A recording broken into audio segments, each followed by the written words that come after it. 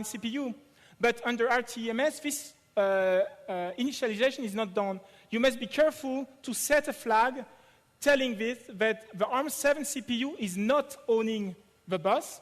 And in this way, the ARM9 CPU owns the bus. And when you write a value to the RTMS, to the slot 2 bus, then you will indeed write on the address bus this address, on the data bus this data value, and you will trigger the write signal. So that was a bit of a bad surprise, but once you have found this solution, it all works very well, and all the software that you have written previously under DS Linux will run under RTMS. One of the things that you can do is periodically trigger an LED, a blinking LED, which will change state, up, down, and in order to disturb the scheduler, on purpose, you will run a multitude of other threads. So in this case, we have 3 threads, a shell, I will discuss it later, a first blinking thread, and a second thread with a predefined pause. And what we're looking at here is we trigger an oscilloscope on the rising edge of my signal, and I look at the distribution of the decreasing edge. If your timer was perfectly periodic, all these decaying edges would superpose. And what this shows you is the latency or the latency variation when you're running your loops. Basically, what happens is that if a task is interrupted by another task, at some point, the blinking LED task will be delayed a little bit, and your decaying front, instead of being at the same place, will be moved a little bit further away. And what this basically tells you, but it's a very rough comparison. I don't claim here to say RTMS is better than DS Linux or whatever. I'm just saying when I run this very simple program, 3 threads, one of them blinking LED, I have a better latency distribution on RTMS than DS Linux. But this is not a scientific proof. This is just a quick and dirty test to show you how to perform this kind of measurements. Okay, we can access hardware exactly like we did with DS Linux. We can draw on the screen. Last thing I wanted to discuss is communication through the Wi-Fi link.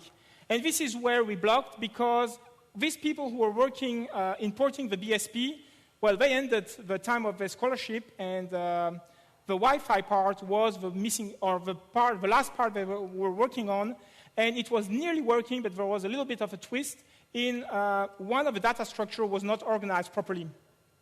It took us some time. Actually, it took my friend, one of the co-authors, a lot of time. I didn't do much in this. It took him quite a lot of time to figure out that one of the data structure was just misaligned. And after porting the patch to RTMS to simply realign properly this data structure, everything started working properly. Get-us by name was working, TCP/IP stack was working, UDP stack was working, and this means that you can run a Wi-Fi link from your PC to the Nintendo DS, either for router or directly between the ePC and the NDS. And this also means that you have a much, much easier access. I haven't discussed how you input characters under RTMS. Under RTMS, you input characters with character recognition. They have ported one of these Palm Graffiti applications to our NDS, and it's just awful. There's just no way you can input a 5-letter command using this character recognition. It never works. And having a Wi-Fi link means that you can have your nice keyboard on your PC, typing commands from your shell onto RTMS, and it's all working much more easily. So I'm trying to make my demonstration here. Telnet D is over here, and I'm running Telnet D. So what I've done here is I just started a Telnet D session on RTMS. Let's see if I can get this running.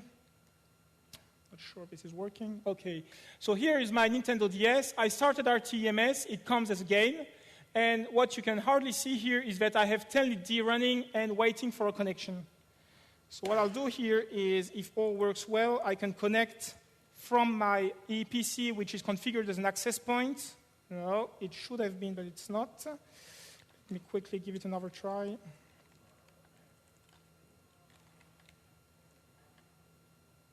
Yeah. Must have changed Wi-Fi configuration. Okay. So here I have my login onto an RTMS shell. I can log in as root.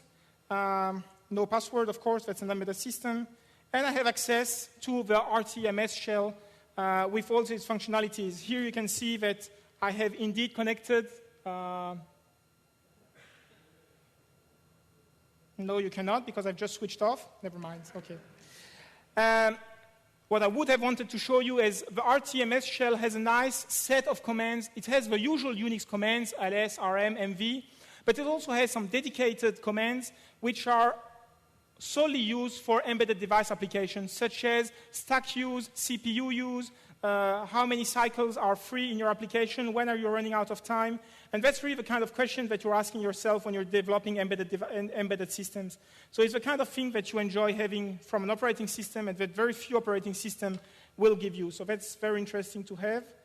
Let me just give it another try in case, but otherwise I'm going to run out of time. Okay.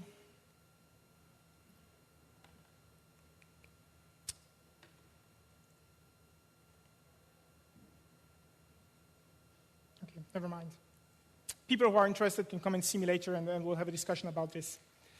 Now, here what I did is I had my shell running, so a telnet session, but instead of having, when you have a Wi-Fi connection and you open a socket on RTMS, you just tell RTMS what piece of software to call. In this example, I called RTMS shell, so that you have a feeling of having a shell on your NDS.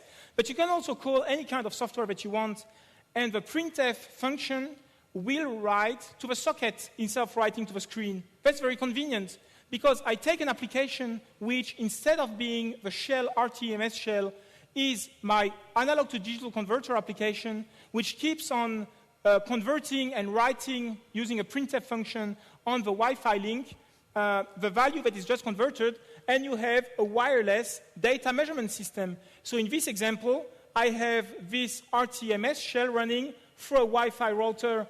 The NDS is measuring the wave shape of this function generator, and here you see a display of what has been measured and transferred through a Wi-Fi link. So I have reached my objective.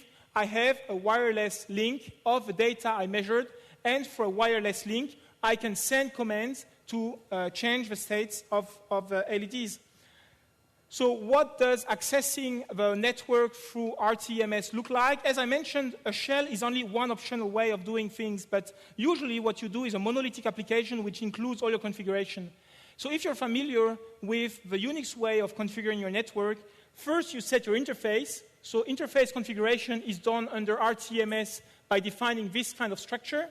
Then you define your routing table. Your routing table is defined using this structure here, which gives you your domain name, the gateway, the network, the DNS.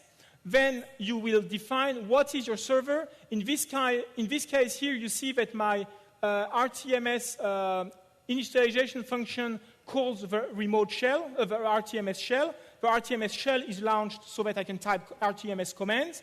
But on the other hand, I can also call my A to D converter, which is just keep on running the A to D conversion and write on the Wi-Fi socket the value that I converted. So you see that configuring the network on the RTMS is really a trivial matter of calling the same kind of functions that you're familiar with under Unix, except that you have a monolithic function in which everything is readily defined. One little trick that takes a while figuring out is that NDS only connects to access points which have been registered in its flash memory. And this registration step, at the moment, I only know how to do it from a commercial game. So you take one of these commercial games which is compatible